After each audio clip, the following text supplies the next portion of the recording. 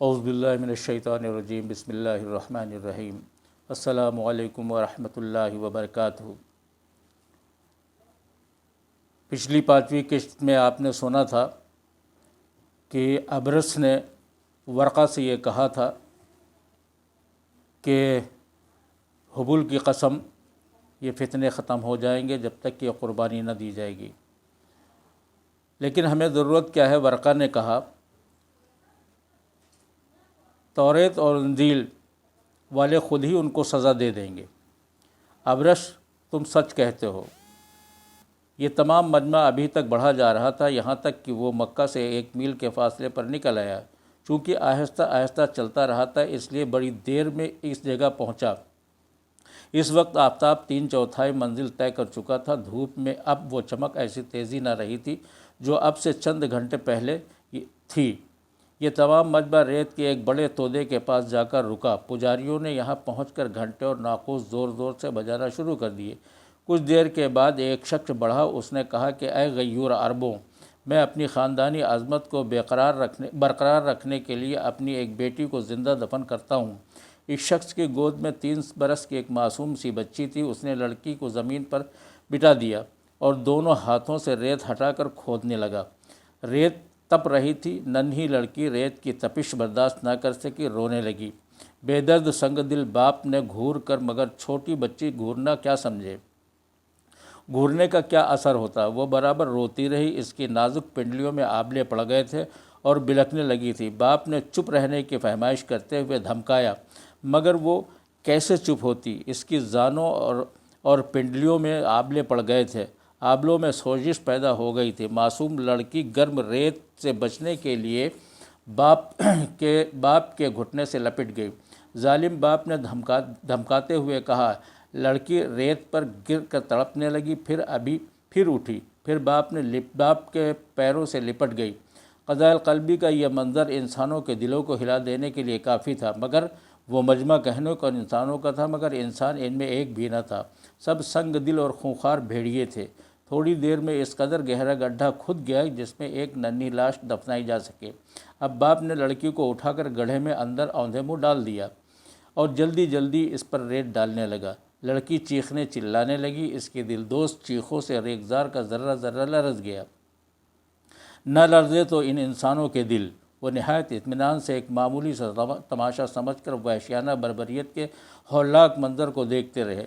لڑکی نے اٹھنا چاہا، مگر ظالم اور شقیو باپ بائیں ہاتھ سے اسے دبا کر داہنے ہاتھ سے اس پر ریت ڈالتا رہا، یہاں تک کہ ریت ڈال کر لڑکی بالکل دب گئی اور چیخوں کی آواز بھی گم ہوتے ہوتے گم ہو گئی۔ بے رحم و بے درد باپ بربریت سے ریت ڈالتا رہا۔ جب گڑھا بھر گیا تو گڑھے کے اوپر ریت کا انبار لگا کر اسے قبر بنا دیا۔ اسی طرح وحشی ظالم اور سنگ دل باپ نے اپنے زندہ بیٹی کو دفن کر دیا۔ اس کے بعد جو لوگ لڑکیاں لے کر آتے تھے، سب نے معصوم لڑکیوں کو گڑھے کو کھود کر دفن کر دیا۔ اب کئی آدمیوں نے مل کر ایک بڑا اور گہرا سا گڑھا کھودا۔ جب گڑھا تیار ہو گیا تو قیس جمیلہ کو لے کر بڑھا اور گڑھے کے کنارے پر جا کر کھڑا ہوا۔ جمیلہ دیکھ چکی تھی کہ گڑھوں میں لڑکیاں دفن کی جا رہی ہیں۔ وہ سمجھ گئی جس گڑھے کے کنارے وہ کھڑی ہے اس میں وہ دفن کی جائے گی۔ اس نے حسرت بھری نظروں سے اپنے باپ قیس کی طرف دیکھ کر کہا، پیارے ابا، کیا تم مجھے اس گڑھے میں دفن کرنے کے لیے لائے ہو؟ قیس نے کہا، ہاں جمیلہ، تم نے ٹھیک سمجھا۔ عرب میں لڑکیوں کے رہنے اور بسنے پر کوئی تعجب نہیں، بلکہ ان کو ہمیشہ کے لیے درگور کر دیا جاتا ہے۔ جمیلہ پر ہراس طاری ہو گیا۔ اس نے کہا، لیکن میرا قصور کیا ہے میرے اچھے ابا؟ مجھے کیوں دفن کرنا چاہتے ہو؟ قیس نے کہا، ہماری خاندانی عظمت، ذاتی غیرت اور ہم کو ایسا کرنے پر مجبور کرتی ہے۔ جمیلہ رونے لگی۔ اس نے ہاتھ جوڑ کر کہا، ابا، میرے پیارے ابا، اگر تم مجھے کھانا اور کپڑا نہیں دے سکتے تو مت دو، میں ننگی اور بھوکی رہ لوں گی۔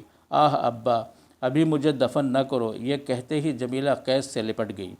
اس کی نرگسی آنکھوں سے آنسو کی دھار بہنے لگی۔ قیس کے چہرے سے خشونت اور درشتی کے آثار نظر آنے لگے۔ اس نے کڑک کر کہا، ابھی دفن نہ کروں تو کیا تجھے اس لیے زندہ رکھوں کہ تو بڑی ہو کر بیاہی جائے اور کوئی شخص میرا داماد بنے؟ تمام عربوں کے سامنے میرا سر ذلت سے جھک جائے؟ کبھی نہیں، ہمارے خاندان میں کبھی کوئی ایسی لڑکی زندہ نہیں رہ سکتی۔ جمیلہ کا خوبصورت چہرہ فق ہو گیا، شدت غم سے آنکھوں نے آنسو بہانا شروع کر دیا۔ موت کے بھیانک صورت سامنے آ گئی۔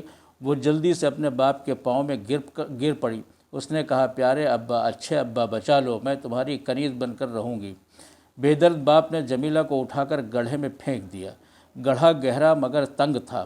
جمیلہ منہ کے بل گڑھے میں جا گری۔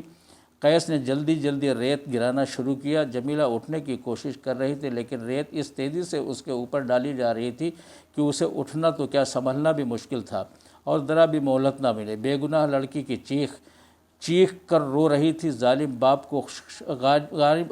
باپ کی خوشامد کر رہی تھی، کہہ رہی تھی، پیارے ابا رحم کرو، مجھے بچا لو، ہائے ابا، میرے مرنے کے ابھی دن نہیں۔ لیکن قیس پر اس کے رونے اور عاجزی کرنے کا کوئی اثر نہ ہوتا۔ وہ برابر ریت ڈالنے میں مشغول تھا۔ جمیلہ نے ایک دفعہ کوشش بھی کی، پوری طاقت سے وہ اٹھ کر کھڑی ہو گئی۔ اس کے سر میں تمام جسم میں ریت بھرا پڑا تھا، آنکھیں نہ کھلتی تھیں۔ اس نے روتے ہوئے کہا، ابا، میں ہاتھ جوڑتی ہوں، مجھے بچا لو، بچائیے۔ اس کے قیس کو اس پر رحم نہ آیا اور غصہ آ گیا۔ اس نے جھٹک دیا اور جھٹکے سے لات مار کر گرا دیا۔ اس پر تیزی سے ریت پھر ڈالنے لگا۔ جمیلہ کا دم گھٹنے لگا، وہ چیخنے اور چلانے لگی، مگر ان وحشی درندہ انسانوں میں ایک شخص بھی ایسا نہ تھا جس کے دل میں رحم اور کرم کا مشابہ ہو اور اس معصوم لڑکی کو بچانے کی کوشش کرتا۔ رفتہ رفتہ اس کی آواز گم ہونے لگی اور اس کے اوپر ریت کا انبار لگتا چلا گیا۔ یہ جب گڑھا پر ہو گیا تو آواز بند ہو گئی۔ گھنٹے اور ناقوس اب پہلے سے بھی زیادہ تیزی سے بجنے لگے تھے۔ قیس اٹھ کر کھڑا ہو گیا۔ اس نے گڑھے پر ریت کا انبار نہ لگایا تھا۔ اس وقت وہ خوش تھا اور بڑا خوش تھا، گویا کہ کوئی نہایت ہی اچھا کام کر کے انجام دے کر فارغ ہوا ہو۔ اس وقت آفتاب غروب ہو گیا تھا۔ رات کو سیاہ کی چادر نے اٹھ کر انسانوں کے سنگ دل اور انتہائی قساوت قلبی کے اس ہولناک منظر کو اپنے دامن میں چھپا لیا۔ جب رات ہو گئی تو سب لوگ اپنی مکہ کی طرف واپس ہو گئے۔ انشاءاللہ العزیز 7ویں قسط کل بیان کی جائے گی۔ آپ تمام حضرات سے گزارش ہے کہ ضرور بالضرور اسے سننے کی کوشش کریں۔ ہو سکتا ہے اللہ تبارک تعالیٰ ایمان کے حلاوت قلوب کے اندر داخل فرما دے۔ یہ ہماری خواہش ہے، بلکہ میرے لیے بھی دعا کی جائے، اللہ تبارک تعالیٰ ہمیں ایمان کے ساتھ زندہ رکھے، ہمارے پورے گھر والوں کو، ہمارے تمام رشتہ داروں کو، ہمارے تمام قومی بھائیوں کو، امت محمدیہ کو اللہ تبارک تعالیٰ اپنے ہاں اجر اچھے سے اجر نصیب فرمائے۔ آمین و ثم آمین۔